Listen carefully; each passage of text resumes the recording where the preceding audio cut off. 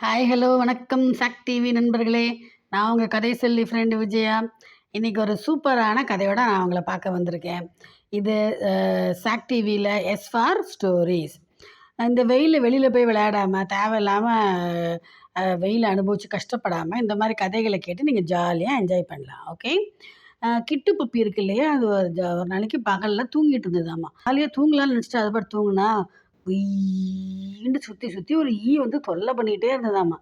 நமக்கே தெரியும்ல எவ்வளோ இரிட்டேட்டிங்காக இருக்கும்னா, கொசுவாக இருந்தால் கூட டப்புன்னு அடிச்சிடலாம். அந்த ஈயா ஐயோ சுற்றி சுற்றி கடுப்பேற்றுதாம்மா கிட்டு பப்பி. அதுவும் விரட்டி விரட்டி பார்க்குது.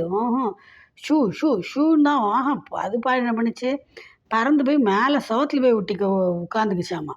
கிட்டு பப்பியால் அதை தொடக்கூட முடியல.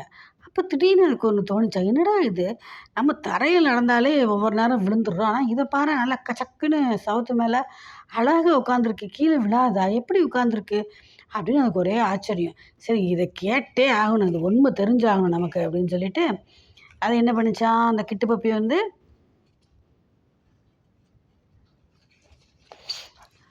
அந்த ஈயை போட்டு, சரி ஈயே நீ வந்து எப்படி இப்படி அழகாக கச்சக்குண்டு உட்காந்துக்கிட்டு இருக்க அந்த சவத்தில், நீ விழவே மாட்டியா, உனக்கு ஸ்லிப்பே ஆகாதா அப்படின்னோடனே அது சிரிச்சுதாம்மா, இல்லை எனக்கு ஸ்லிப் ஆகாதுன்னு. ஏன் அப்படின்னோடனே, என்னோடய கால் வந்து பார்த்தீங்கன்னா நிறைய புசு புசுன்னு முடி மாதிரி இருக்கும், நீளமான கால்கள் வேறு, அதில் வந்து புசு புசுன்னு முடி இருக்கும், ப்ளஸ் அது ஸ்டிக்கியாகவும் இருக்கும், பச்சக்குன்னு ஒட்டுற மாதிரி, நம்ம வெல்க்ரோ ஸ்ட்ராப்பை ஒட்டிக்குது இல்லையா, அது மாதிரி ஒட்டுற மாதிரியான கால்கள்.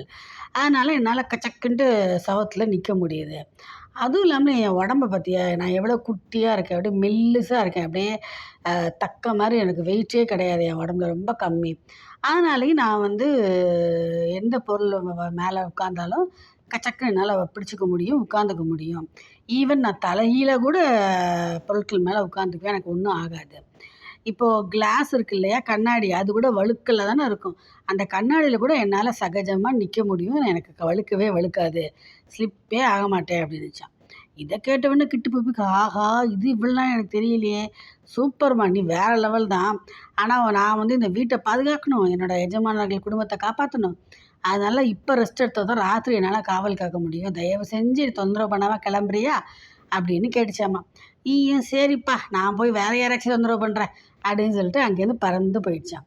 இந்த மாதிரி சூப்பரான கதைகளை கேட்கணும், ரசிக்கணும்னு நீங்கள் நினச்சிங்கன்னா சாக் டிவிக்கு சப்ஸ்கிரைப் பண்ணுங்கள், இந்த வீடியோ ஷேர் பண்ணுங்கள், லைக் பண்ணுங்கள், கமெண்ட் பண்ணுங்கள். Bye friends.